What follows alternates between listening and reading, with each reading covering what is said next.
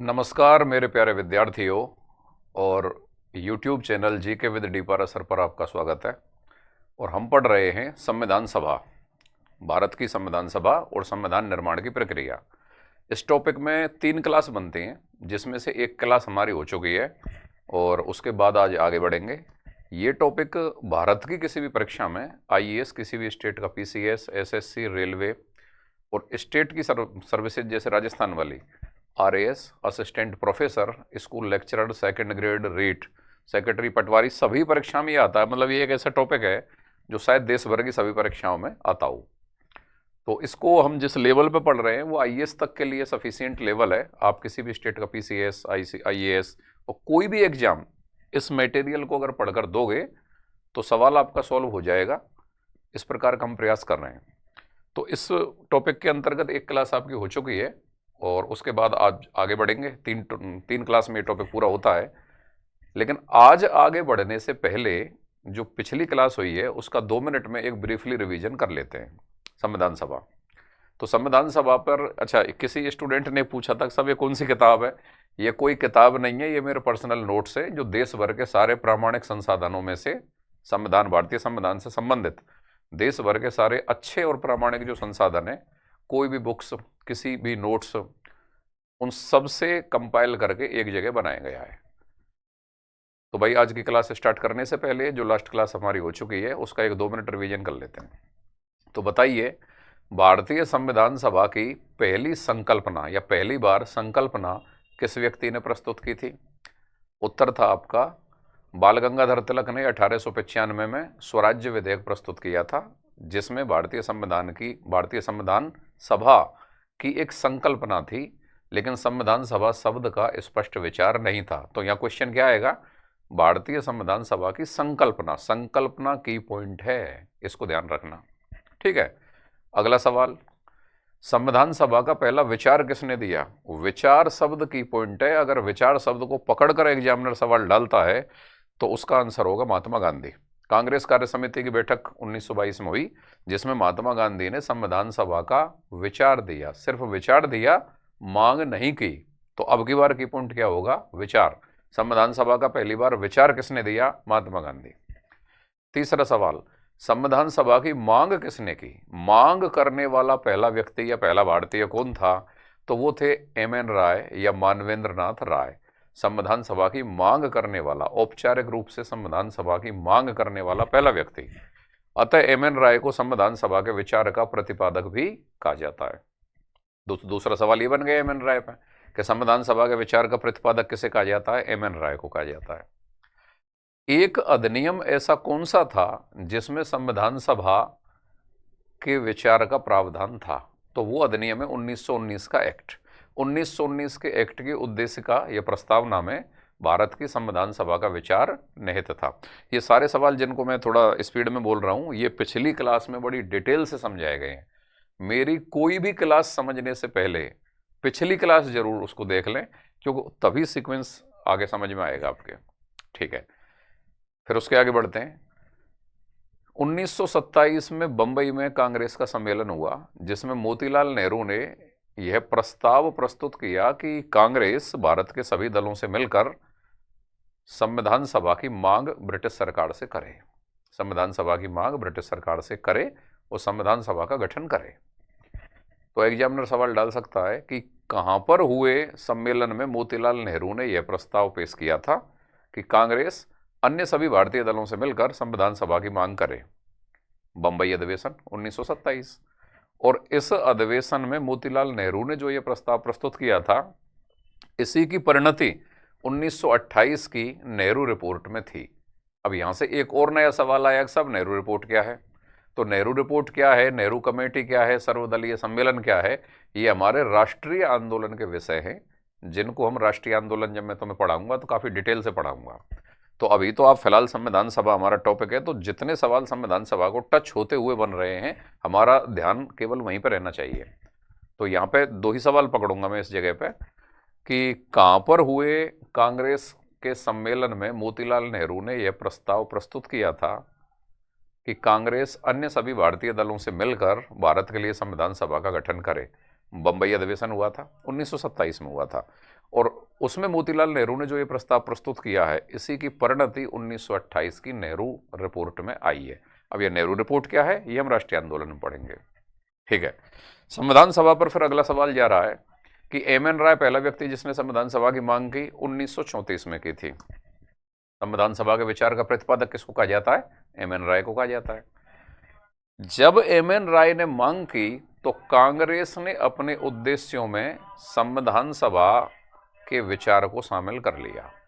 कांग्रेस ने M N राय की संविधान सभा की मांग के बाद अपने उद्देश्यों में संविधान सभा के विचार को शामिल कर लिया है। लेकिन अगर ये सवाल आए कि वह कौन सी पार्टी थी, भारत की वह कौन सी पार्टी थी जिसने सबसे पहले संविधान सभा की स्पष्ट रूप से मांग की थी, तो वह पार्टी है स्वराज पार्टी।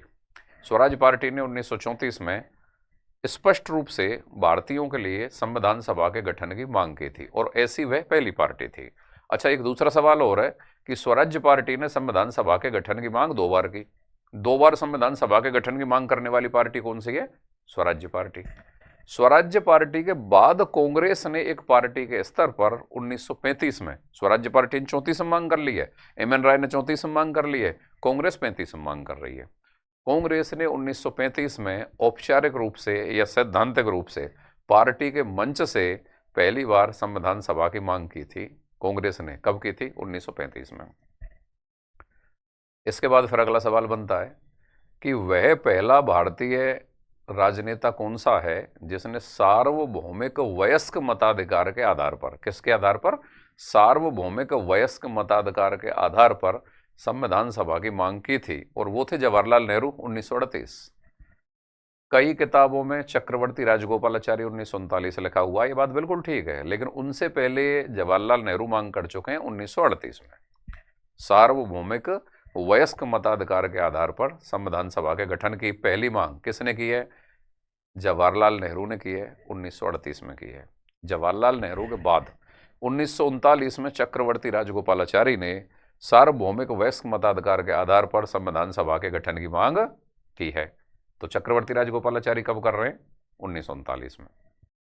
1895 से लेके 1939 तक ये सीक्वेंस चलता रहा है जिसमें भारतीय कोई न कोई नेता या राजनीतिक दल अंग्रेजों से संविधान सभा के गठन की मांग कर रहे हैं, या कोई संकल्पना प्रस्तुत कर रहे हैं, या कोई विचार दे रहे हैं, या कोई मांग कर रहे हैं।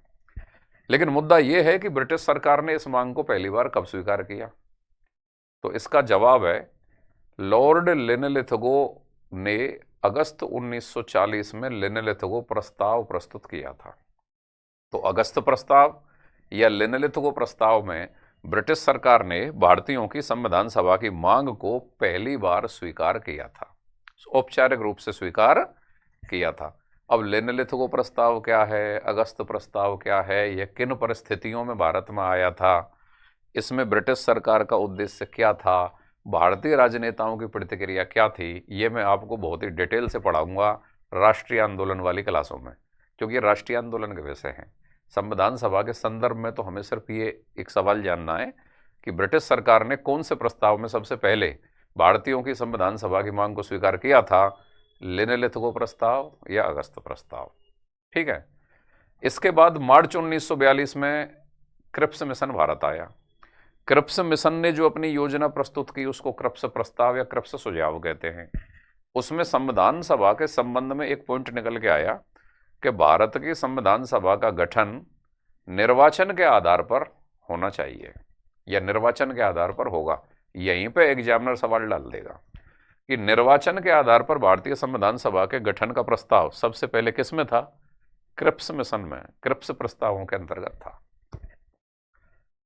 अब वो एक अलग बात है कि क्रिप्स प्रस्तावों को कांग्रेस और मुस्लिम लीग अस्वीकार कर देंगी, अलग अलग कारणों से करेंगी। क्रिप्स मिशन किन परिस्थितियों में आया, क्रिप्स मिशन किस उद्देश्य से आया, क्रिप्स मिशन ने अपनी कौन सी योजना प्रस्तुत की, क्रिप्स मिशन की योजना के प्रत्युत्तर में भारतीय राजनेता और विभिन्न दलों की क्या प्रतिक्रिया थी, ये हम बहुत ही डिटेल से वापस बताया मैंने आपको, हम पढ़ेंगे राष्ट्रीय आंदोलन में। फिलहाल तो हम पढ़ रहे हैं संविधान सभा। यहां तक की तो ये प्रतिक्रियाएं थी संविधान सभा के बारे में।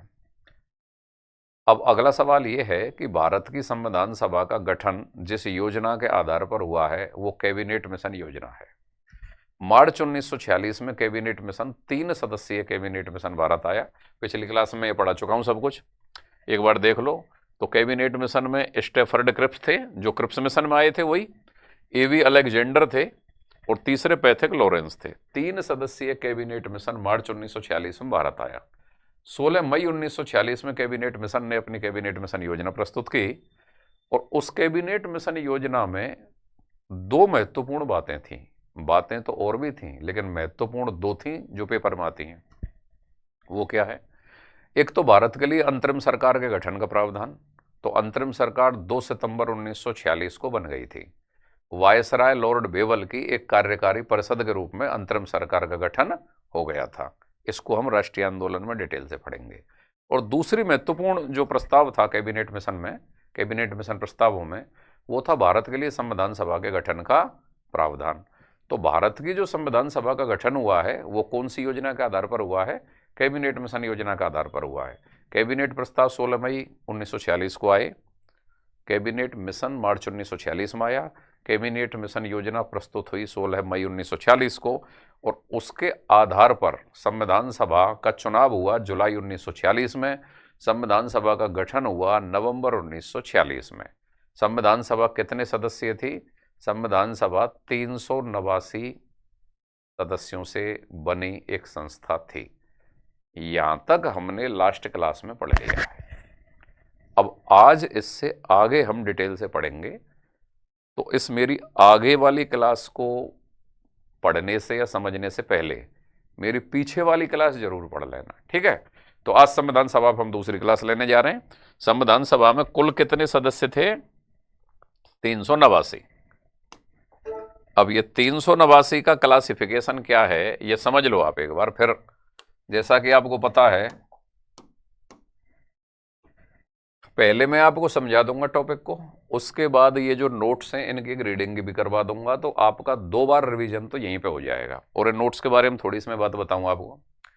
ऑल इंडिया का जो बेस्ट स्टडी मटेरियल है, चाहे वो बड़ी से बड़ी कोई भी संविधान की प्रामाणिक किताब, कोई भी बड़े से बड़े टीचर, कोई भी बड़े से बड़े कोचिंग का नोट्स, जहाँ कहीं से भी संसाधन जो इंडिया का बेस्ट है वो सारा छनकर इन नोट्स के अंदर है। अगर आप इन नोट्स को और मेरी क्लासेज को और मेरे समझाने के तरीके को और मेरे क्वेश्चन पुट करने के तरीके को, इनको कंसेप्ट की पूरी क्लैरिटी के साथ समझ लेते हैं, तो फिर आप कोई भी परीक्षा संविधान के स्तर पर, अगर मैं संविधान पढ़ा रहा हूँ संविधान के स्तर पर, और अगर मैं राजस्थान जी के पढ़ा रहा हूँ तो उस स्तर पर, फिर उसके लिए आप परफेक्टली तैयार हो जाते हैं, कहीं कोई प्रॉब्लम नहीं है। तो यहाँ से आगे देखते हैं। संविधान सभा में कितने सदस्य हैं भाई? 389। इनका क्लासिफिकेशन किस प्रकार है? ब्रिटिश भारत के प्रांतों से निर्वाचित कितने? 292। दूसरा, देसी रियासतों से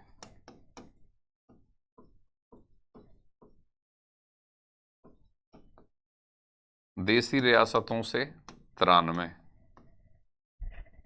और तीसरा, चीफ कमिश्नर द्वारा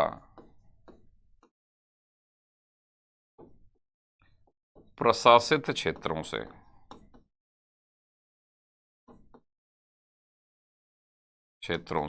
यहां से कितने? 4।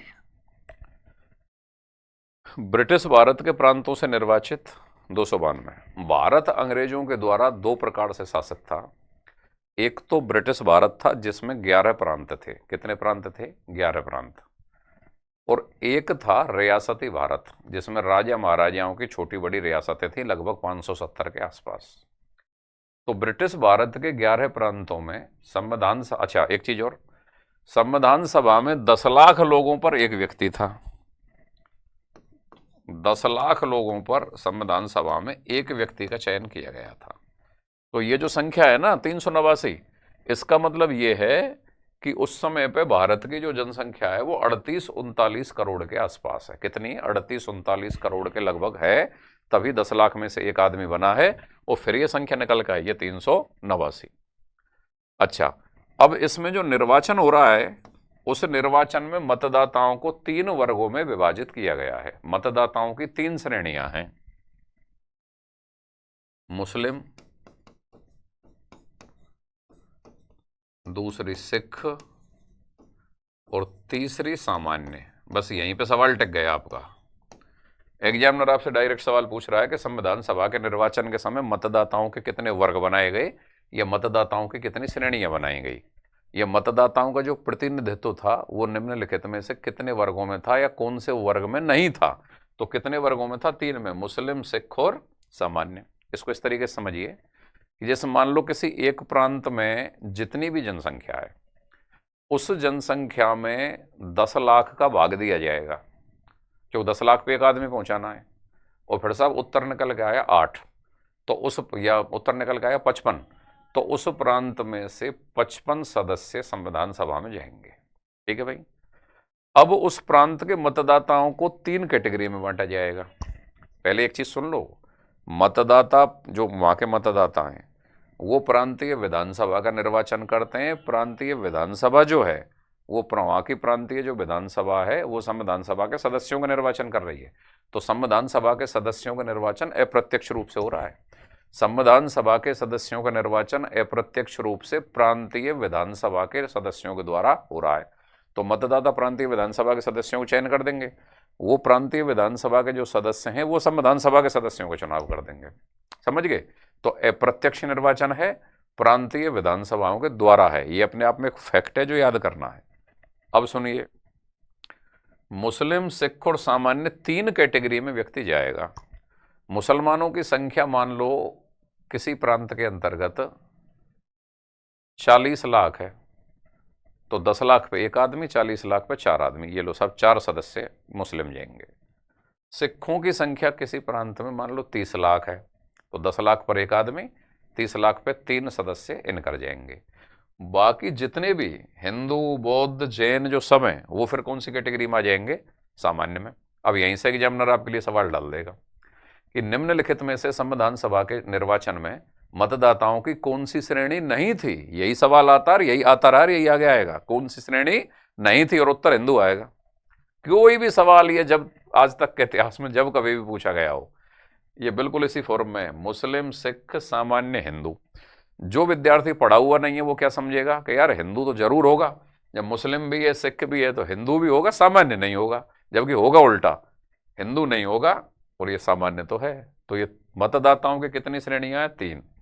कितने सदस्य, कितने लाख की जनसंख्या पर एक सदस्य जा रहा है? 10 लाख की जनसंख्या पर एक सदस्य जा रहा है संविधान सभा के अंदर। ठीक है, अब आगे देखिए, ब्रिटिश भारत के प्रांत जो थे वहां पे निर्वाचन हुआ है, और निर्वाचन में कौन भाग ले रहा है? उन प्रांतों की विधानसभाएं, उन प्रांतों के विधानमंडल भाग ले रहे हैं।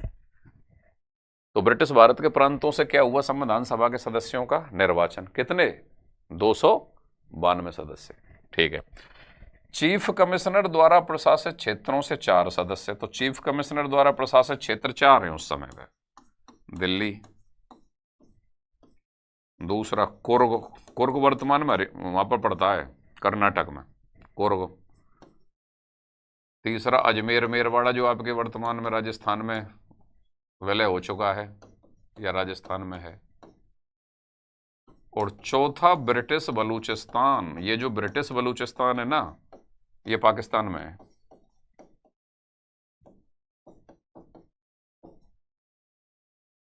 ये 4 चीफ कमिश्नर द्वारा प्रशासित क्षेत्र हैं, और ये चीफ कमिश्नर द्वारा जो प्रशासित जो ये 4 क्षेत्र हैं, ये क्षेत्र जिन प्रांतीय विधानसभाओं के नियंत्रण में थे उनके सदस्यों के द्वारा इनका निर्वाचन किया गया। इन 4 सदस्यों का निर्वाचन किया गया। तो चीफ कमिश्नर द्वारा प्रशासित क्षेत्रों का भी क्या हुआ? निर्वाचन हुआ। ठीक है भाई। ब्रिटिश भारत के प्रांतों से भी क्या हुआ? निर्वाचन हुआ। अब देशी रियासतों की बात कर लेते हैं। देसी रियासतों से सबसे पहले तो सदस्य कितने गए जनसंख्या के हिसाब से? इनमें इतनी जनसंख्या थी कि इनके 93 सदस्य बन रहे थे, 93 चले गए। अच्छा, अब ये सदस्य कैसे गए? देसी रियासतों के सदस्यों का संविधान सभा में चयन करने के लिए एक वार्तालाप समिति बनी थी। कौन सी समिति बनी थी? वार्तालाप समिति। इस वार्तालाप समिति में देसी रियासतों के सदस्य भी थे तथा संविधान सभा के सदस्य भी थे। सरल भाषा में ऐसे जान लो, देसी रियासतों से संविधान सभा में कितने सदस्य पहुंचेंगे इसका निर्वाचन करने के लिए एक वार्तालाप समिति बनी है, जो कि देसी रियासतों के सदस्यों और संविधान सभा के सदस्यों के द्वारा मिलकर बनी है। इस वार्तालाप समिति ने देसी रियासतों के सदस्यों को संविधान सभा में पहुंचाने के लिए 2 प्रकार की विधियों का प्रयोग किया। कौन सी 2 प्रकार की विधियां? मनोनयन का भी प्रयोग किया और निर्वाचन का भी प्रयोग किया। मनोनयन और निर्वाचन, दोनों विधियों का प्रयोग किया। अब यहीं पे सवाल टिक गया, और ये सवाल आया हुआ भैया आरएस परीक्षा में आया है, प्रीलिम्स में, और अक्सर आता रहता है कि देसी रियासतों के सदस्यों का संविधान सभा में चयन का आधार क्या था? मनोनयन, निर्वाचन, नियुक्ति, और चौथा ऑप्शन होगा आंशिक मनोनयन और आंशिक निर्वाचन। तो सही आंसर क्या होगा? आंशिक मनोनयन और आंशिक निर्वाचन, क्योंकि दोनों ही प्रकार की विधियों का प्रयोग हो रहा है। अब यहीं पे एक सवाल ये भी टिकेगा कि जो संविधान सभा है, इस संविधान सभा का स्वरूप कैसा था? पूर्ण रूप से मनोनीत, एक ऑप्शन, दूसरा पूर्ण रूप से निर्वाचित, तीसरा पूर्ण रूप से नियुक्त, और चौथा आंशिक रूप से मनोनयन तथा आंशिक रूप से निर्वाचन। तो आंसर क्या आ जाएगा? आंशिक रूप से मनोनयन तथा आंशिक रूप से निर्वाचन। संविधान सभा का स्वरूप भी यही है, और देसी रियासतों से संविधान सभा के सदस्यों को चुनने का आधार भी यही है।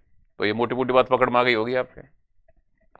ठीक है, एक और सवाल, भारत की संविधान सभा का स्वरूप कैसा था? अगर मान लो ये सवाल आए और एग्जामिनर पूछे कैसा था स्वरूप, सांप्रदायिक या धर्मनिरपेक्ष, तो कहीं प्रस्तावना की भाषा के धर्मनिरपेक्ष के आधार पर धर्मनिरपेक्ष मत कर देना।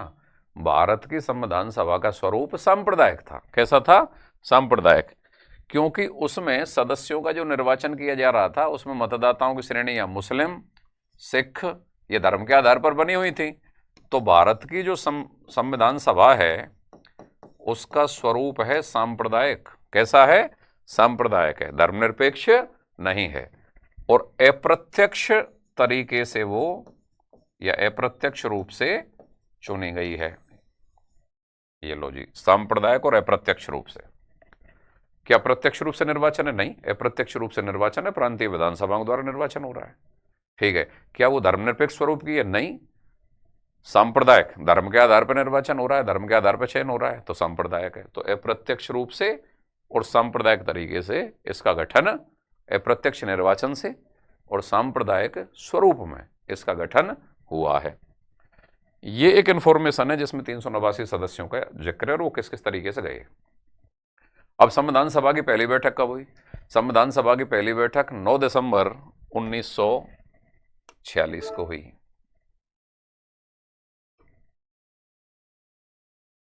हाँ जी, संविधान सभा की पहली बैठक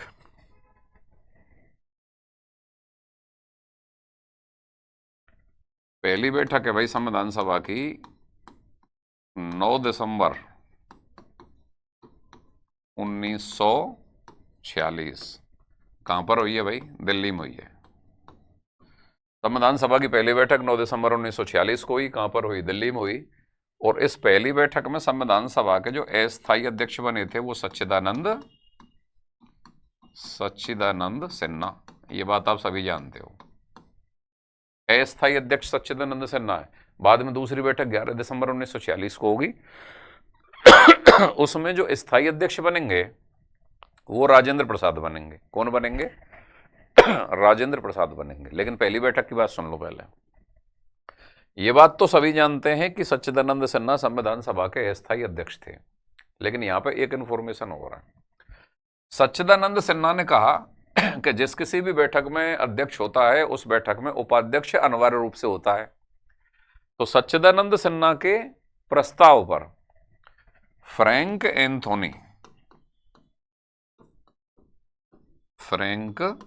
एंथोनी ये संविधान सभा के अस्थायी उपाध्यक्ष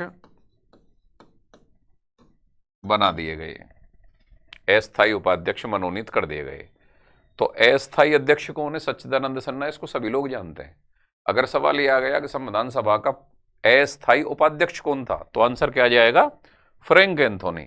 अच्छा, ये फ्रैंक एंथोनी की एक खास बात और है कि संविधान सभा में जो एंग्लो इंडियन समुदाय के लोग थे ना,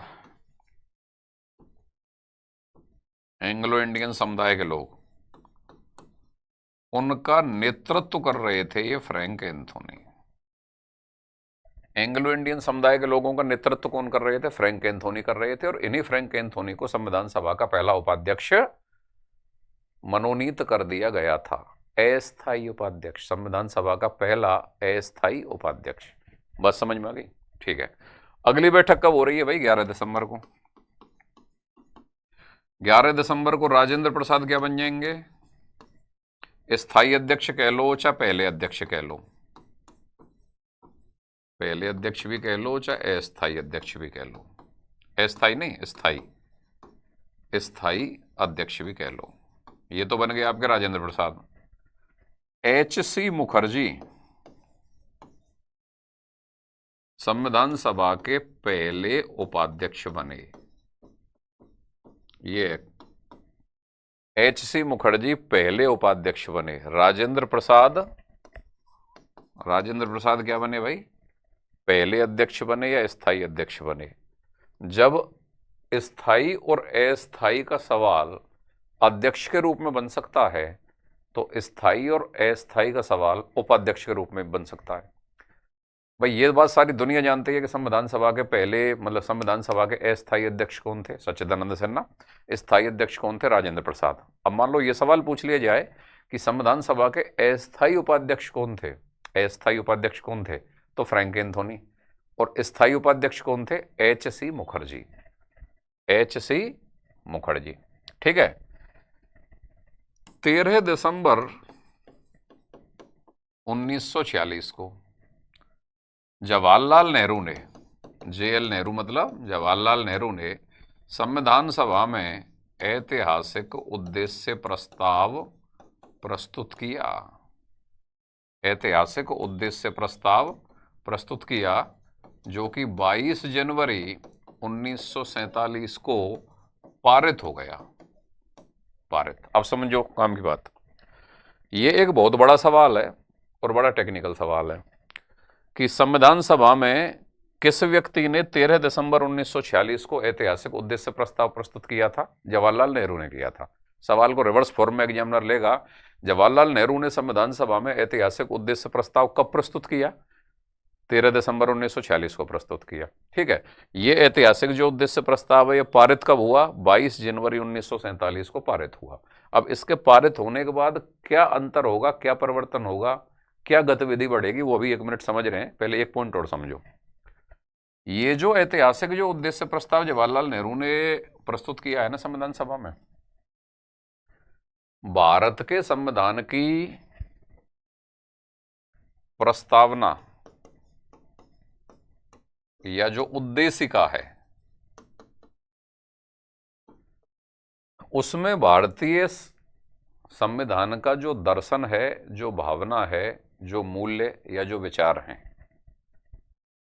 उन पर प्रभाव पड़ा है इस उद्देश्य प्रस्ताव का। या और सरल भाषा में बात करें, इस उद्देश्य प्रस्ताव में जो चिंतन है, जो दर्शन है, वो बाद में भारतीय संविधान की प्रस्तावना या उद्देशिका में निकलकर सामने आया है। या और तीसरी तरीके से सुन लो, भारतीय संविधान की जो प्रस्तावना है ना, ये किससे प्रभावित है? ये उस उद्देश्य प्रस्ताव से प्रभावित है। तो ये सवाल डायरेक्ट बन सकता है। बन सकता क्या? बनता रहा है। भारतीय संविधान की प्रस्तावना या भारतीय संविधान की उद्देशिका कौन से प्रस्ताव से प्रभावित है? या भारतीय संविधान की प्रस्तावना या उद्देशिका में जो भारतीय संविधान का दर्शन है, जो चिंतन है, जो मूल्यात्मक परंपरा है, वो किस प्रस्ताव से प्रभावित है? उद्देश्य प्रस्ताव से। इस उद्देश्य प्रस्ताव को के एम मुंशी ने के एम मुंशी ने भारतीय गणराज्य की कुंजी कहा। भारतीय गणराज्य की कुंजी कहा। उद्देश्य प्रस्ताव को भारतीय गणराज्य की कुंजी किसने कहा? के एम मुंशी ने कहा। बिल्कुल कोटेशन है, याद होगी, याद होनी चाहिए, पेपर में आती है। ठीक है, अगला पॉइंट, अगली बात सुनिए। ये जो 13 दिसंबर 1946 को उद्देश्य प्रस्ताव प्रस्तुत किया है, जो कि 22 जनवरी 1947 को पारित हो गया है, इसके पारित होते ही भारतीय संविधान के निर्माण की प्रक्रिया शुरू हो जाती है। और संविधान का निर्माण करने के लिए विभिन्न कमेटी या समितियों का गठन हुआ है, और उन समितियों के कोई ना कोई अध्यक्ष हैं। तो ये सवाल हमेशा ट्रेंड में रहता है कि निम्नलिखित में से कौन सा सही सुमेलित है या नहीं है। 4 समितियां होंगी, 4 उनके अध्यक्ष होंगे और उनको मैच करवाया जाएगा। तो समितियों का गठन होने लगा और समितियों के अध्यक्ष हैं और वो समितियां हैं, उनकी एक लिस्ट अभी आगे आएगी, इसको रिवाइज करवाएंगे आपको, और संविधान निर्माण की प्रक्रिया शुरू हो जाती है। अब कागज पे देखिए, यहां से आगे ये जो समझा अभी आपने। हाँ भाई, इसमें कुल 389 सदस्य थे। वह संविधान सभा जो कि कैबिनेट मिशन योजना का आधार पर गठित हुई है, उसमें कितने सदस्य थे? 389। 292 सदस्य, 292 सदस्य ब्रिटिश भारत के प्रांतों से, 93 सदस्य कहां से थे? देसी रियासतों से। 4 सदस्य कहां से थे? चीफ कमिश्नर द्वारा प्रशासित क्षेत्रों से। अब ये चीज मैं आपको बता चुका हूं कि जो 292 ब्रिटिश भारत के प्रांतों से वो क्या हैं? निर्वाचित हैं। ब्रिटिश भारत के प्रांतों वाले कैसे हैं भाई? निर्वाचित। ठीक है। 93 जो देशी रियासतों से हैं वो वार्तालाप समिति के द्वारा, बताया ना मैंने आपको, दोनों विधि, मनोनयन मतलब मनोनीत भी किए गए प्लस निर्वाचन, दोनों प्रकार की विधियों से निकल कर आए। 4 चीफ कमिश्नर द्वारा चीफ कमिश्नरी क्षेत्रों से हैं, इनका क्या हुआ है? निर्वाचन। तो इनकी आप संख्या याद कर लेना। और ये मनोनयन और निर्वाचन पे सवाल ये बनता है कि संविधान सभा कैसी थी, तो आंसर आएगा आंशिक रूप से मनोनीत और आंशिक रूप से निर्वाचित। देशी रियासतों के जो सदस्य गए थे वो पूर्ण रूप से निर्वाचित, पूर्ण रूप से मनोनीत, आंशिक रूप से निर्वाचित और आंशिक रूप से मनोनीत। तो आंसर आ जाएगा आंशिक रूप से निर्वाचित, आंशिक रूप से मनोनीत। 4 चीफ कमिश्नर क्षेत्रों में से अजमेर मेरवाड़ा से मुकुट बिहारी, ये अजमेर मेरवाड़ा राजस्थान का है। तो राजस्थान के विद्यार्थियों को, जो भी राजस्थान सरकार में परीक्षाएं दे रहे हैं आरएएस से लेकर नीचे तक, वैसे तो ये संविधान देश की सभी परीक्षाओं के लिए काफी है, लेकिन अगर आप आरएएस राजस्थान में दे रहे हैं या राजस्थान की कोई भी परीक्षा दे रहे हैं, school lecturer, 2nd grade, REET, 3rd grade और कुछ भी, तो ये सवाल आपके लिए बड़ा तगड़ा सवाल है। मुकुट बिहारी लाल भार्गव। देखो, राजस्थान से संविधान सभा के अंतर्गत 12 सदस्य गए थे। अभी लिस्ट आएगी आगे, वो लिस्ट भी पूरी याद करनी है आपको। 11 सदस्य थे वो देशी रियासतों से गए थे, और 1 सदस्य था जो चीफ कमिश्नर द्वारा शासित क्षेत्र अजमेर मेरवाड़ा, यहां से गया, और उसका नाम है मुकुट बिहारी लाल भार्गव। तो एग्जामिनर यह सवाल पूछ लेता है कि राजस्थान में चीफ कमिश्नर द्वारा शासित क्षेत्र अजमेर मेरवाड़ा से कौन व्यक्ति संविधान सभा में गए थे, तो उत्तर क्या आ जाएगा? मुकुट बिहारी लाल भार्गव। दिल्ली से पहले आसफ अली, फिर देशबंधु गुप्ता केंद्रीय विधानसभा के सदस्य होने के कारण संविधान सभा के सदस्य बने। चलो ठीक है। जबकि कुर्ग से सीएम पुनाका कुर्ग विधान परिषद द्वारा निर्वाचित किए गए। अगर आप राजस्थान सरकार की परीक्षा दे रहे हैं तो मुकुट बिहारी भार्गव को याद करना, बाकी को आप याद कर भी सकते हैं, नहीं भी कर सकते हैं। कर लें तो अच्छी बात है, इन्फॉर्मेशन तो मैक्सिमम ही होनी चाहिए। फिर देखो आगे, देशी रियासतों से प्रतिनिधित्व का तरीका देशी रियासतों और संविधान सभा के सदस्यों से युक्त कौन सी समिति के द्वारा? वार्तालाप समिति के द्वारा। ये वही है ना जो भी मैंने समझाया था थोड़ी देर पहले। अगर समझ बढ़िया हो जाती है ना और कंसेप्ट की क्लैरिटी बन जाती है, तो फिर ये जो कागज होते हैं ना, ये आराम से ऐसे बदले जाते हैं सरलता से। तो वार्तालाप समिति द्वारा किया जाता था।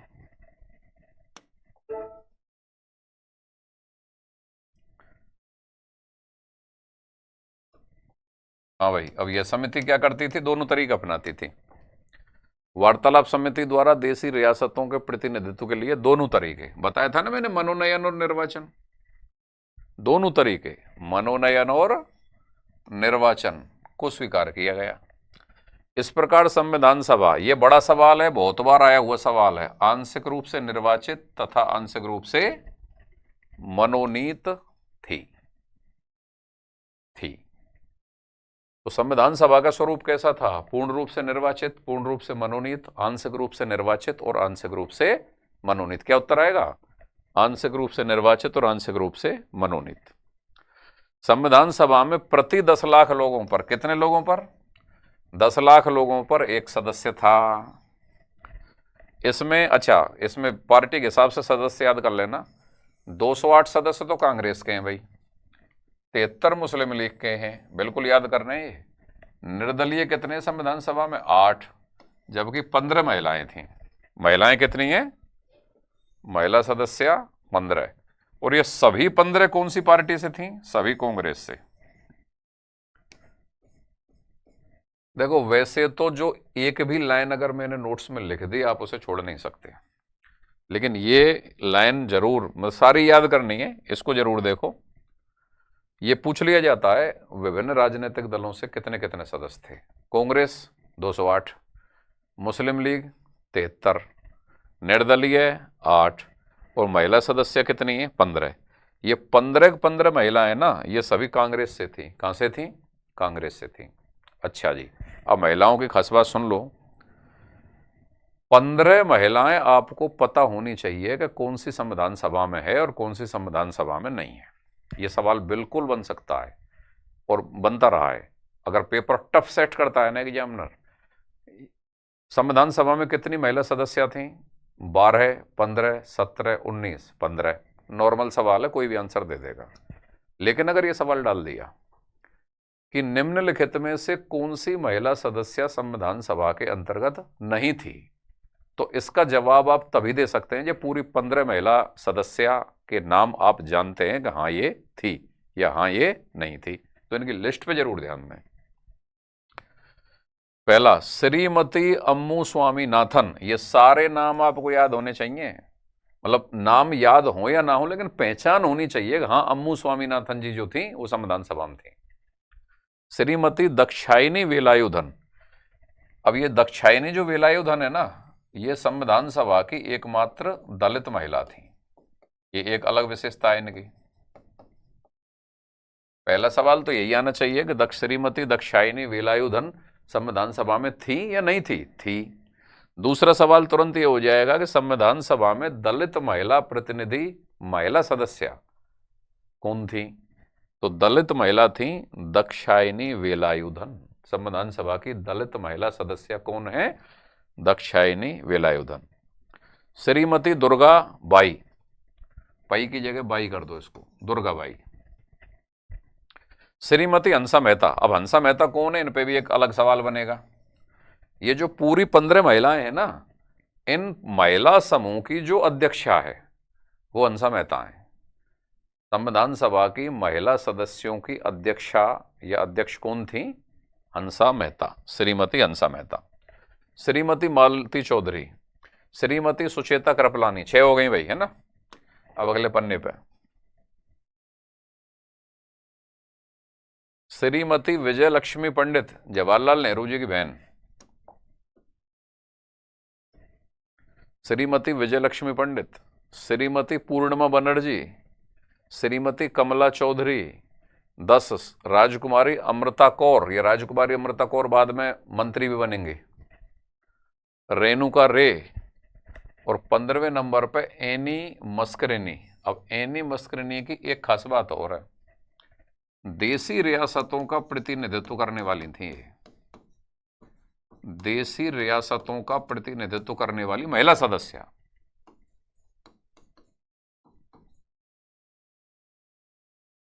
प्रतिनिधित्व करने वाली महिला सदस्य। एक चीज सुनो पहले तो, देसी रियासतों का प्रतिनिधित्व करने वाले जो व्यक्ति थे संविधान सभा में, वो वीटी कृष्णमाचारी थे, जो राजस्थान से ही थे। राजस्थान से गए थे, जो राजस्थान के 12 लोग गए हैं ना, उनमें थे वो राजस्थान की भी रियासत, 11 जो रियासत हैं, मतलब 11 सदस्य जो हैं, जो राजस्थान के रियासती भारत से जो गए हैं, उनका भी वो प्रतिनिधित्व करते थे। और भारत की भी देशी रियासतों के सदस्यों का प्रतिनिधित्व करते थे वीटी कृष्णमाचारी। लेकिन अगर यह सवाल आ जाए कि संविधान सभा के अंतर्गत कौन सी महिला सदस्य थी जो देशी रियासतों से निकल के गई थी, इन 15 में देशी रियासतों से निकल के एक ही महिला आई है और उनका नाम क्या है? एनी मस्करिनी। ठीक है भाई, ये लिख रहा एनी मस्करिनी, देशी रियासतों से प्रतिनिधित्व करने वाली। देखो ऊपर महिला समूह के अध्यक्ष कौन है? हंसा मेहता, अभी बता दिया आपको। एनी मस्करिनी देशी रियासतों से प्रतिनिधित्व करने वाली एकमात्र महिला प्रतिनिधि। मतलब इन पूरी 15 में ये 15 की 15 कांग्रेस से हैं, लेकिन इनमें देशी रियासतों से एक ही गई है, और वो कौन गई है? एनी मस्करिनी। जबकि दाक्षायणी वेलायुधन एकमात्र दलित महिला प्रतिनिधि थी। ये जो 3 महिला सदस्य हैं, इन पर एक अलग यूनिक बात और है, इन 15 महिला सदस्य होने के अलावा। ये 3 सवाल हो रहे हैं आपके सामने। अब बात आई साहब राजस्थान से कितने आदमी? राजस्थान से 12। ये लो राजस्थान वाले।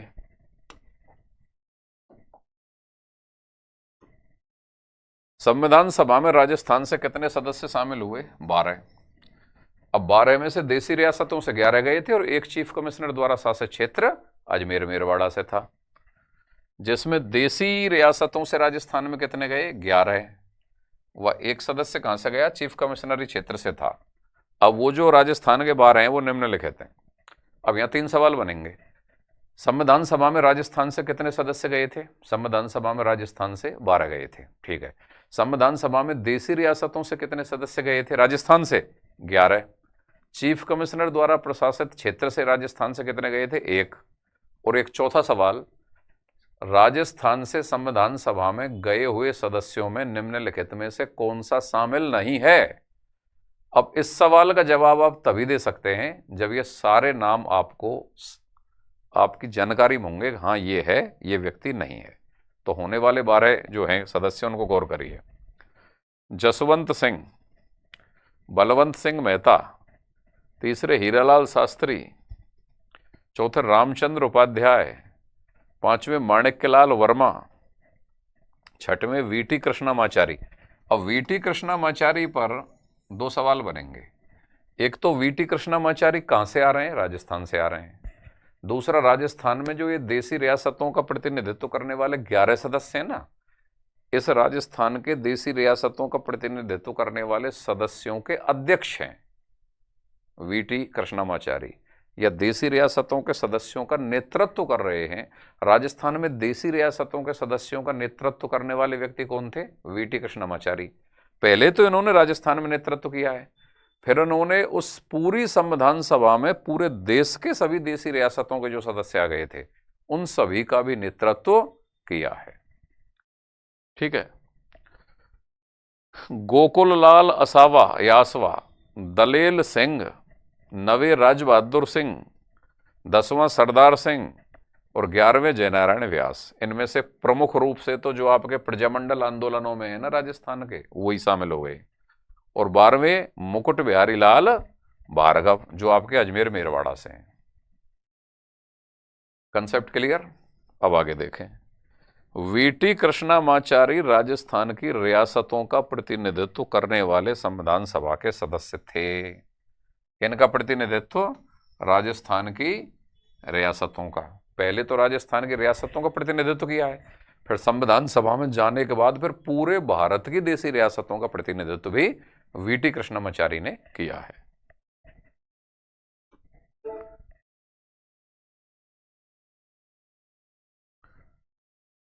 हाँ साहब,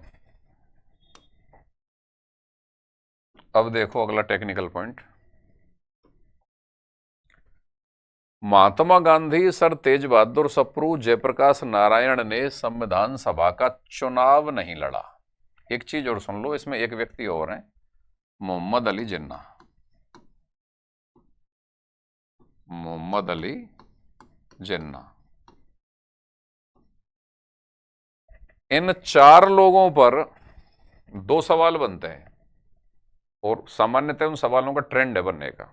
जैसे, निम्नलिखित में से कौन से प्रमुख नेता हैं जो संविधान सभा में शामिल नहीं थे? ठीक है जी। संविधान सभा में ये चारों ही शामिल नहीं है, संविधान सभा में ये चारों ही नहीं गए हैं। लेकिन जब ये सवाल आता है ना कौन से संविधान सभा में शामिल नहीं थे, तब तो उसका फिक्स आंसर होता है महात्मा गांधी और मोहम्मद अली जिन्ना, क्योंकि एक हिंदुओं का सबसे बड़ा लीडर और एक मुसलमानों का सबसे बड़ा लीडर, ये दोनों ही संविधान सभा में शामिल नहीं थे। ठीक है। और एक और सवाल बनता है कि निम्नलिखित में से कौन से राजनेता थे जिन्होंने संविधान सभा की सदस्यता अस्वीकारी। अस्वीकारी शब्द का प्रयोग करते हुए जब एग्जामिनर सवाल डालता है तो इसका आंसर हमेशा तेज बहादुर सप्रू और जयप्रकाश नारायण होता है। दोबारा सुन लो वापस, संविधान सभा में ये चारों आदमी नहीं गए थे, ये एक सामान्य कंसेप्ट है। लेकिन जब जब भी एग्जामिनर ये सवाल डालता है कि निम्नलिखित में से कौन संविधान सभा में शामिल नहीं थे, तो उस एग्जामिनर की दृष्टि हमेशा दो लोगों पर होती है, महात्मा गांधी और मोहम्मद अली जिन्ना। और जब वो इनको पूछता है तेज बहादुर सप्रू और जयप्रकाश नारायण को, तो इनके लिए एक शब्द का प्रयोग होता है सवाल में कि निम्नलिखित में से कौन से राजनेता थे जिन्होंने संविधान सभा की सदस्यता को अस्वीकार किया। क्या किया? अस्वीकार किया। अस्वीकार शब्द अगर सवाल में आए तो अनिवार्य रूप से तेज बहादुर सप्रू और जयप्रकाश नारायण ही आंसर होगा, क्योंकि तेज बहादुर सप्रू ने तो स्वास्थ्य के आधार पर संविधान सभा की सदस्यता को अस्वीकार कर दिया था, और जयप्रकाश नारायण दल विहीन लोकतंत्र का विचार दे रहे थे। ये भारतीय संविधान को एक पूंजीवादी दस्तावेज मानते थे। इनका यह भी कहना था कि यह संविधान बहुत लंबे समय तक सफलतापूर्वक नहीं चल पाएगा, क्योंकि यह एक उदारवादी दस्तावेज है। और ये दल विहीन लोकतंत्र की वकालत करने लग गए थे, जबकि भारतीय संविधान के द्वारा जो राजनीतिक व्यवस्था देश में बनती वो राजनीतिक दलों पर ही आधारित होकर बनती। तो ये दल विहीन लोकतंत्र के समर्थक हो गए थे। इसलिए तो जयप्रकाश नारायण नहीं गए थे, क्योंकि इसको अपनी विचारधारा के खिलाफ नहीं माना, तो उसके पक्ष में भी नहीं थे, सहमत भी नहीं थे। सरल भाषा में बात कर लें, ठीक है। तेज बहादुर सप्रू ने स्वास्थ्य के आधार पर शामिल नहीं हुए।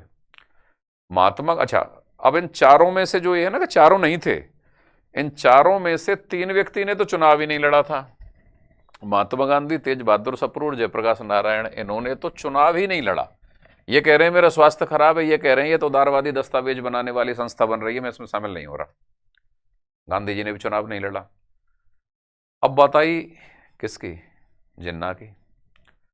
जिन्ना के बारे में भी ये गलत फहमी है कि जिन्ना ने भी चुनाव नहीं लड़ाया, जिन्ना संविधान सभा में नहीं थे। संविधान सभा में नहीं थे ये तो ठीक बात है, लेकिन चुनाव जिन्ना ने लड़ा था।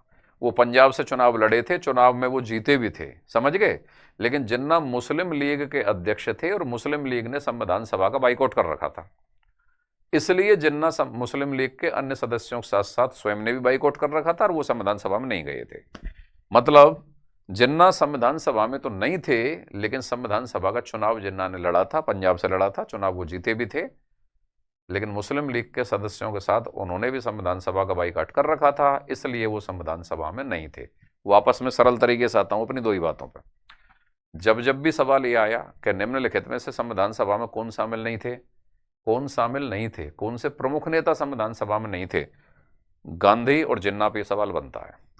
संविधान सभा की सदस्यता किसने अस्वीकार की, अगर यह सवाल आया तो तेज बहादुर सप्रू और जयप्रकाश नारायण पर यह सवाल बनता है। ठीक है भाई, अब इसको देख लो। यहां पर सामान्यतः यह कहा जाता है कि जिन्ना संविधान सभा के सदस्य नहीं थे, लेकिन यह बात त्रुटिपूर्ण है। जिन्ना पंजाब से संविधान सभा के सदस्य चुने गए, वो मुस्लिम लीग के अध्यक्ष थे, उन्होंने मुस्लिम लीग के अन्य सदस्यों के साथ संविधान सभा का बहिष्कार कर रखा था। ठीक है। अब प्रांतों का प्रतिनिधित्व मतदाताओं की 3 वर्ग या 3 श्रेणियों से था, यह तुम पढ़ चुके हो, मुस्लिम, सिख और सामान्य। इनकी जो ये संख्या दे रखी है 79,4,213, इनको चाहो तो आप छोड़ सकते हो, और अगर याद करना चाहो तो भाई कर लेना, अगर आपके पास टाइम है और एनर्जी है तो। ठीक है। सदस्यों के चुनाव के लिए मतदाताओं की 3 श्रेणियां थीं। प्रांतों या देशी रियासतों को उनकी जनसंख्या के अनुपात में, प्रांतों और देशी रियासतों को किस अनुपात में भाई? उनकी जनसंख्या के अनुपात में। तो एक सवाल ये और बन रहा है कि संविधान सभा में किसी प्रांत की या देशी रियासत की कितनी सीटें होंगी, इसका निर्धारण किस बात पर करता था? उसकी जनसंख्या के आधार पर। किस पर करता था भाई? जनसंख्या के अनुपात में। जनसंख्या के अनुपात में उनको प्रतिनिधित्व दिया गया। और कितने लाख की जनसंख्या पर? 10 लाख की जनसंख्या पर एक स्थान का आवंटन किया गया। प्रत्येक प्रांत की सीटों को मुस्लिम, सिख और सामान्य समुदाय से उनकी जनसंख्या के अनुपात में आवंटित किया गया कि भाई इस प्रांत में इतने मुसलमान, इतने सिख और इतने बाकी के बच्चे कुछ सारे सामान्य। अब उनकी जनसंख्या जितनी लाख होगी, 10 लाख पे एक सीट, 10 लाख पे एक सीट, उतनी सीट उस प्रांत में से उनकी बट में आएंगी। फिर उस प्रांत की जो विधानसभा होगी वो उतने उतने सदस्यों का ही निर्वाचन करके संविधान सभा में भेज देगी। ये है प्रावधान। संविधान सभा की रचना सांप्रदाय का आधार पर हुई है, क्योंकि आपने देख लिया मुस्लिम, सिख और सामान्य, सांप्रदाय का आधार पर हुई है। और कैसे चुनाव के द्वारा? अप्रत्यक्ष चुनाव के द्वारा। अप्रत्यक्ष चुनाव क्यों? क्यों मतदाता चुनते हैं प्रांतीय विधानसभा के सदस्यों को, प्रांतीय विधानसभा के सदस्य चुनते हैं उस प्रांत में जितनी सीट बट में आ रही हैं उतने सदस्यों को संविधान सभा के लिए। एकमात्र रियासत कौन सी थी? हैदराबाद, जिसके प्रतिनिधि संविधान सभा में शामिल नहीं हुए। स्वतंत्र स्टेट बनाना चाह रहे थे, भारत से अलग होना चाह रहे थे, वो तो सरदार वल्लभ भाई पटेल जैसे नेता अगर भारत में ना हो तो भारत अपने वर्तमान स्वरूप में ना हो। ठीक है साहब। संविधान सभा के सदस्यों का चुनाव अप्रत्यक्ष रूप से प्रांतीय विधानसभा, अप्रत्यक्ष रूप से प्रांतीय विधानसभा के सदस्यों द्वारा किया गया। ये जान लो भाई ढंग से। संविधान सभा के सदस्यों का चुनाव कैसे हुआ?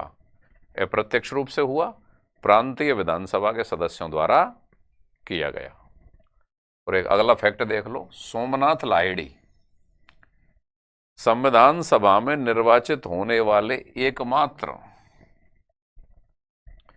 साम्यवादी थे, एकमात्र साम्यवादी नेता। सवाल डायरेक्ट आएगा, संविधान सभा में निर्वाचित होने वाले एकमात्र साम्यवादी नेता कौन से थे? सोमनाथ लाहिड़ी। फैक्ट है, याद कर लेना। ये सारी चीज पढ़ा दी है मैंने अभी आपको थोड़ी देर पहले। संविधान सभा की पहली बैठक 9 दिसंबर 1946 को दिल्ली में हुई। ठीक है साहब। इसमें अस्थायी अध्यक्ष कौन बने? सच्चिदानंद सिन्हा। और अस्थायी अध्यक्ष सच्चिदानंद के प्रस्ताव पर किनको? फ्रैंक एंथोनी को अस्थायी उपाध्यक्ष कह लो चाहे उपसभापति कह लो, उपसभापति के रूप में क्या किया गया? मनोनीत किया गया। बाद में एचसी मुखर्जी पहले निर्वाचित उपाध्यक्ष बने। इस क्वेश्चन पे विशेष गौर करो। संविधान सभा में पहले अस्थायी अध्यक्ष कौन है? सच्चिदानंद सिन्हा। और पहले निर्वाचित या पहले अध्यक्ष कौन है? राजेंद्र प्रसाद। ठीक ऐसे ही संविधान सभा में पहले अस्थायी उपाध्यक्ष कौन है? उपाध्यक्ष उपसभापति फ्रैंक एंथोनी। संविधान सभा में पहले स्थायी या निर्वाचित उपाध्यक्ष कौन है? HC Mukherjee. HC Mukherjee. VT Krishnamachari संविधान सभा में देसी रियासतों का प्रतिनिधित्व करते थे। अभी बताया था ना आपको, ये वही वीटी कृष्णामाचारी हैं जो राजस्थान की 11 देसी रियासत, उनका प्रतिनिधित्व संविधान सभा में कर रहे हैं। बाद में पूरे भारत की देसी रियासतों का प्रतिनिधित्व भी संविधान सभा में कर रहे हैं।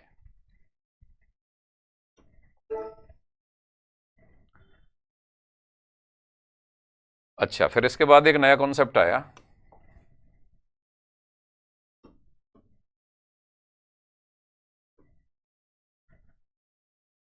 देश आजाद हो गया 15 अगस्त 1947। उसके बाद संविधान सभा में एक नई परंपरा आई कि 2 उपाध्यक्षों का प्रचलन हुआ। कितने उपाध्यक्षों का? 2 उपाध्यक्षों का। तो पहले उपाध्यक्ष तो एचसी मुखर्जी बन गए थे, दूसरे उपाध्यक्ष वीटी कृष्णामाचारी को बनाया गया। तो संविधान सभा में ध्यान करना, अस्थायी उपाध्यक्ष फ्रैंक एंथोनी, पहले उपाध्यक्ष या पहले निर्वाचित उपाध्यक्ष एचसी मुखर्जी, और दूसरा उपाध्यक्ष की बात आ जाएगी तो वीटी कृष्णामाचारी। संविधान सभा में भारत के विभाजन के बाद 2 उपाध्यक्षों का प्रावधान किया गया। पहले तो एचसी मुखर्जी ही हैं और दूसरे फिर कौन बन गए? वीटी कृष्णमाचारी।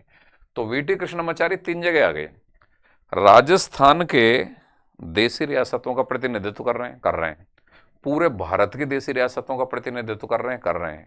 और तीसरा सवाल, संविधान सभा में दूसरे उपाध्यक्ष कौन बने? वीटी कृष्णमाचारी। 2 उपाध्यक्षों का प्रचलन आया देश की आजादी के बाद, भारत के विभाजन के बाद। तो पहले तो एच सी मुखर्जी हैं ही, दूसरे वीटी कृष्णमाचारी। एक और सवाल, संविधान सभा में सचिव कौन बने? सचिव HVR आयंगर। संविधान सभा के सचिव कौन बने भाई? HVR आयंगर। हाँ भाई, 3 सवाल। संविधान सभा के अध्यक्ष कौन थे? राजेंद्र प्रसाद। संविधान सभा के अस्थायी अध्यक्ष कौन थे? सच्चिदानंद सिन्हा। संविधान सभा के अस्थायी उपाध्यक्ष कौन थे? Frank Anthony. संविधान सभा के स्थायी उपाध्यक्ष या पहले निर्वाचित उपाध्यक्ष कौन थे? HC मुखर्जी। संविधान सभा के दूसरे उपाध्यक्ष कौन थे? वीटी कृष्णमाचारी। संविधान सभा के सचिव कौन थे? HVR आयंगर। ये एक फैक्ट, अच्छा फैक्ट। संविधान सभा के सचिव HVR आयंगर। सिखों ने पहले निर्वाचन का, संविधान सभा के निर्वाचन का बहिष्कार किया, लेकिन बाद में शामिल हो गए थे। तो एग्जामिनर बाई चांस ये सवाल डाल दे कि संविधान सभा के निर्वाचन के संबंध में सिखों की प्रतिक्रिया क्या थी, और 4 ऑप्शन आए, तो एक ऑप्शन उसको टिक कर देना, पहले निर्वाचन को अस्वीकार किया लेकिन बाद में शामिल हो गए थे। सिखों ने प्रारंभ में निर्वाचन का क्या किया? बहिष्कार किया, लेकिन बाद में अगस्त 1946 में सम्मिलित होने की क्या कर दी? घोषणा। संविधान सभा में बोलने वाले पहले व्यक्ति कौन थे? JB कृपलानी, क्योंकि उस समय JB कृपलानी कांग्रेस के अध्यक्ष भी थे। देश की आजादी के समय JB कृपलानी कांग्रेस के अध्यक्ष थे। दिसंबर 1946 में कांग्रेस का जब वार्षिक अधिवेशन हुआ तो उसके अध्यक्ष JB कृपलानी बने। अब जो वार्षिक अधिवेशन में अध्यक्ष बन जाता है वो अगले वार्षिक अधिवेशन होने तक 1 वर्ष तक अध्यक्ष रहता है। तो दिसंबर 1946 में जो कांग्रेस का अध्यक्ष बन गया है वो कब तक रहेगा? दिसंबर 47 तक रहेगा। और भारत कब आज़ाद हो गया? 15 अगस्त 1947 को आज़ाद हो गया। तो जब भारत 15 अगस्त 1947 को आज़ाद हो गया तो एक बड़ा सवाल ये भी बनता है कि देश की आज़ादी के समय कांग्रेस के अध्यक्ष कौन थे? JB कृपलानी। ठीक है, चूंकि वो कांग्रेस के अध्यक्ष थे तो एक अपने आप में एक सम्मानित पद भी था। तो संविधान सभा में बोलने वाले पहले व्यक्ति भी JB कृपलानी ही हैं। कई किताबों में राधाकृष्णन लिखा हुआ है, लेकिन more correct answer JB Kripalani है। संविधान सभा में बोलने वाले पहले व्यक्ति कौन है? JB कृपलानी। संविधान सभा में बोलने वाले पहले वक्ता कौन है भाई? JB कृपलानी। उस समय कृपलानी कांग्रेस के राष्ट्रीय अध्यक्ष भी थे देश की आजादी के समय पे, और संविधान सभा जब स्टार्टिंग कर रही है उस समय पर भी JB कृपलानी राष्ट्रीय अध्यक्ष कांग्रेस के हैं। डॉक्टर श्यामा प्रसाद मुखर्जी अखिल भारतीय हिंदू महासभा के अध्यक्ष। ये लो साहब, अखिल भारतीय हिंदू महासभा के अध्यक्ष श्यामा प्रसाद मुखर्जी। तो एग्जामिनर मान लो ये सवाल डाल दे कि अखिल भारतीय हिंदू महासभा के अध्यक्ष डॉक्टर श्यामा प्रसाद मुखर्जी संविधान सभा में बंगाल से चुनकर आए थे। अंबेडकर भी बंगाल से चुनकर आए थे, फ्रैंक एंथोनी भी बंगाल से चुनकर आए थे। तो फ्रैंक एंथोनी एंग्लो इंडियन समुदाय के लोगों के जो नेतृत्व कर रहे हैं वो भी कहाँ से चुनकर आ रहे हैं? बंगाल से।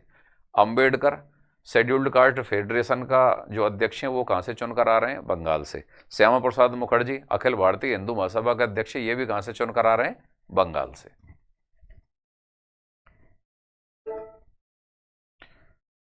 तो श्यामा प्रसाद मुखर्जी कहां से चुनकर आए भाई? बंगाल से।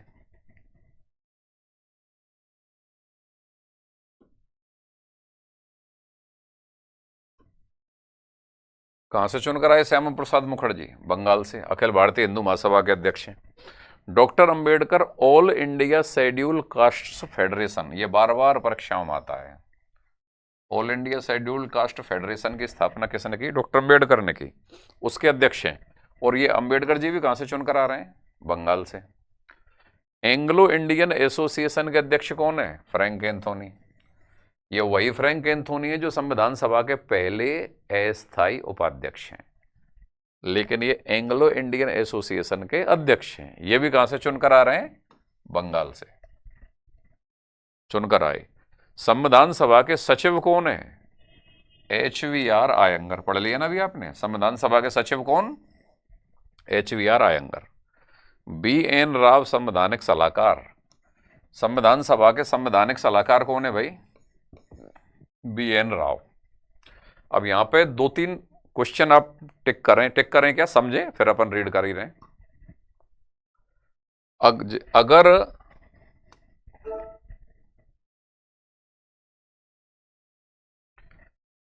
देखो सुनो,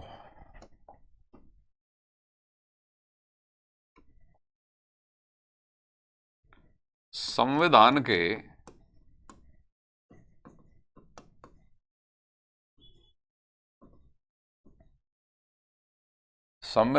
प्रारूप का निर्माण किया।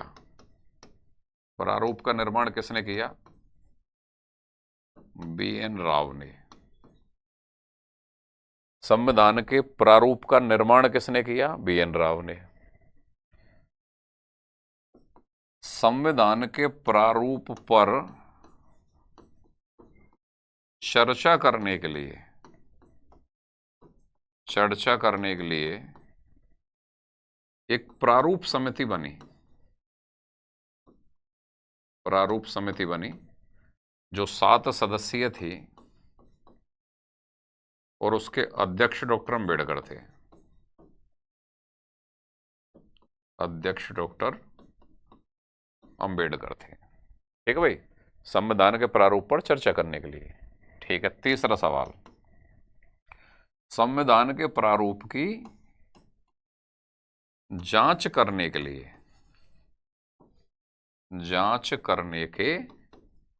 लिए एक विशेष समिति बनी।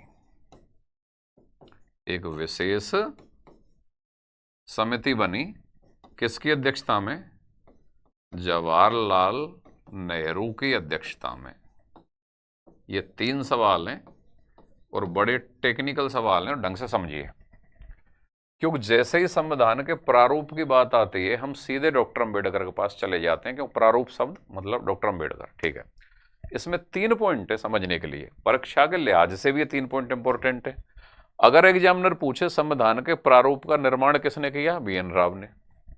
प्रारूप या ड्राफ्ट। दूसरा सवाल, संविधान के प्रारूप पर चर्चा करने के लिए प्रारूप समिति किसकी अध्यक्षता में बनी? डॉक्टर अंबेडकर की अध्यक्षता में। संविधान के प्रारूप का निर्माण BN राव।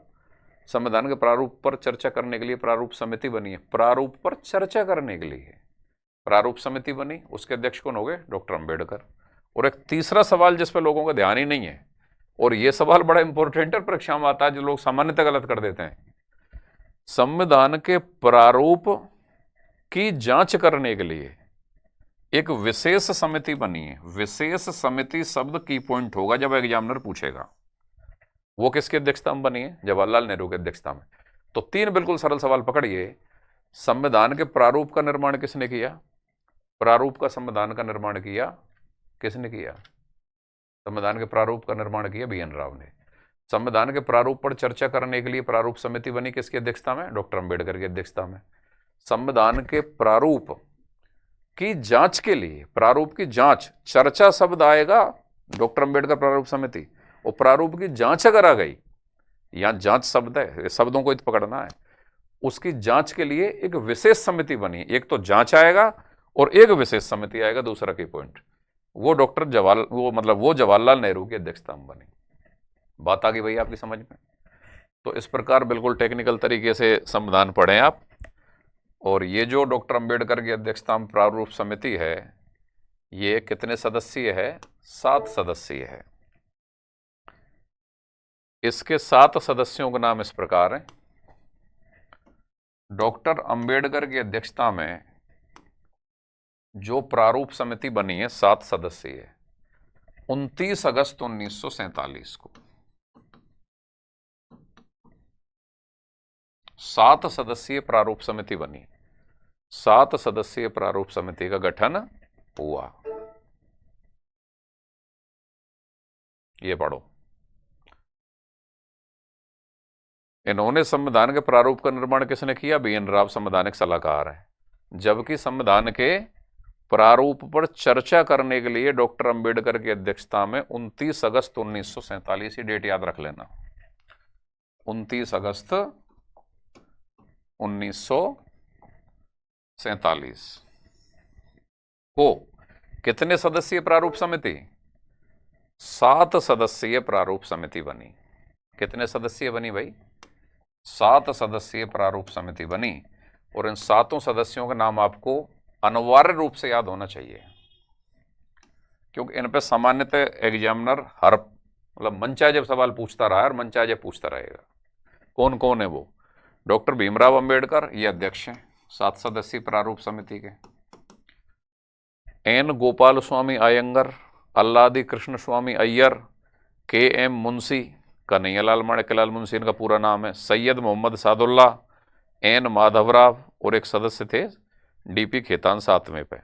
तो DP खेतान जब मृत्यु को प्राप्त हो गए तब TT कृष्णामाचारी को बनाया गया। TT कृष्णामाचारी को 7वां सदस्य बनाया गया। तो एग्जामिनर यहां सवाल डालेगा, डालता है, निम्नलिखित में से प्रारूप समिति के सदस्यों में कौन शामिल नहीं था? ये उसका फेवरेट सवाल है। तो इन 7 में से कोई 3 होगा और जो नहीं था वो चौथा आंसर हो जाएगा। एक अगला सवाल है, जब प्रारूप समिति के सदस्य DP खेतान की मृत्यु हो गई तब उनके स्थान पर कौन से सदस्य को प्रारूप समिति में शामिल किया गया? TT कृष्णामाचारी। एक तीसरा सवाल और है, प्रारूप समिति में TT कृष्णामाचारी को किस सदस्य की मृत्यु के बाद शामिल किया गया? DP खेतान की मृत्यु के बाद शामिल किया गया। और एक और फैक्ट भाई इस प्रारूप समिति में, इसमें KM मुंशी है ना, KM मुंशी प्रारूप समिति में अकेले कांग्रेस सदस्य थे। कांग्रेस का एक ही व्यक्ति था प्रारूप समिति में। महिला जो 15 थी संविधान सभा में, पूरी पूरी कांग्रेस से थी, लेकिन प्रारूप समिति में केवल एक ही कांग्रेस सदस्य। एक सवाल यह भी है कि प्रारूप समिति में निम्नलिखित में से कांग्रेस का एकमात्र सदस्य कौन सा था? तो फिर KM मुंशी।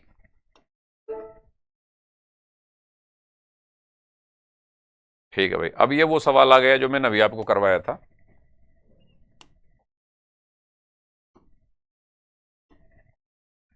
संविधान के प्रारूप की जांच के लिए, की पॉइंट पकड़ो, प्रारूप की जांच के लिए प्रारूप समिति बनी थी, प्रारूप पर चर्चा करने के लिए। और यह समिति है संविधान के प्रारूप की जांच के लिए किसकी अध्यक्षता में? जवाहरलाल नेहरू की अध्यक्षता में। कौन सी समिति? एक विशेष समिति। तो विशेष समिति शब्द को पकड़ के अगर सवाल आए तो प्रारूप की जांच के लिए जवाहरलाल नेहरू की अध्यक्षता में विशेष समिति का क्या हुआ? गठन हुआ। जयप्रकाश नारायण तथा तेज बहादुर सप्रू, सप्तू नहीं है सप्रू है, तेज बहादुर सप्रू ऐसे नेता थे जिन्होंने संविधान सभा की सदस्यता को अस्वीकार किया। अस्वीकार की पॉइंट है, जब कभी भी अस्वीकार शब्द को टैग करके सवाल आए कि संविधान सभा की सदस्यता को अस्वीकार किसने किया, तो तेज बहादुर सप्रू और जयप्रकाश नारायण ही आंसर आएगा। ये इन्हीं के लिए बना है। ठीक है। और संविधान सभा में कौन से प्रमुख नेता शामिल नहीं थे, या कौन से बड़े या प्रमुख नेता शामिल नहीं थे? गांधी और जिन्ना के लिए सवाल बना है। ठीक है। जयप्रकाश नारायण, जैसा कि मैंने आपको बताया, दल विहीन लोकतंत्र के समर्थक हो गए थे। भारतीय संविधान को एक उदारवादी दस्तावेज कहकर इसकी आलोचना कर रहे थे, इसलिए वो शामिल नहीं हुए थे। और तेज बहादुर सप्रू ने स्वास्थ्य के आधार पर शामिल होने से इनकार किया था। इसके बाद फिर 9 दिसंबर 1946 को संविधान सभा की पहली बैठक हुई। फिर 11 दिसंबर को क्या हुआ, फिर 13 को क्या हुआ, फिर उद्देश्य प्रस्ताव पारित हो गया, फिर विभिन्न कमेटियों का गठन हुआ। ये हमारी अगली क्लास, क्योंकि एक दिन में इतना ही डोज काफी रहेगी। थोड़ी क्लास ज़्यादा लंबी हो जाती है तो बच्चों पर भारी पड़ जाती है। सिविल सर्विसेज के स्टूडेंट तो लंबी क्लास झेल भी लेते हैं, लेकिन सामान्यतः जो छोटी परीक्षाएं दे रहे होते हैं, टीचर वगैरह, रीट वगैरह, तो उनको थोड़ा सेक्रेटरी पट वहाँ थोड़ा भारी लगने लगता है। साहब एक दिन में इतना ही डोज काफ़ी है। कोई नहीं, अगली जो क्लास आएगी, मैंने बताया ना आपको कि संविधान सभा एक टेक्निकल टॉपिक है और हम जो तथ्य आपको बताएंगे वो और जगह नहीं मिलेंगे। तो इसको अच्छी तरीके से पढ़ाने के लिए 3 क्लासें तो चाहिए। तो 2 क्लास मेरी आज मैं यहाँ ख़त्म कर रहा हूँ। तीसरी जो क्लास आएगी उस पर फिर ये संविधान सभा वाला टॉपिक पूरा हो जाएगा। और जितना भी मटेरियल, जो भी कंटेंट मैं दे रहा हूँ, इसको ढंग से समझ के याद कर लेना, कोई भी परीक्षा हो, परीक्षा अपने आप पास हो जाएगी। और भाई जो हमारा यूट्यूब चैनल है जीके विद डी पारा सर, उसको ज़्यादा से ज़्यादा लोग सब्सक्राइब करें। और ऐप है, ऐप का नाम भी जीके विद डी पारा सर। तो वहाँ पूरा स्टडी मटेरियल, अब यूट्यूब चैनल पे हो सकता है पूरी क्लासेज ना आ पाएँ, लेकिन वहाँ सब कुछ मिलेगा, टेस्ट सीरीज, प्रिंटेड नोट्स, और आपका सारे वीडियोज, कंसेप्ट की क्लैरिटी, टेस्ट सीरीज बड़े लेवल पर। तो ऐप को डाउनलोड करें, जीके विद डी पारा सर, और यूट्यूब चैनल को सब्सक्राइब करें, जीके विद डी पारा सर। और अगली क्लास बिल्कुल ना छोड़ें, बहुत ही टेक्निकल क्लास आने जा रही है। Okay, thank you.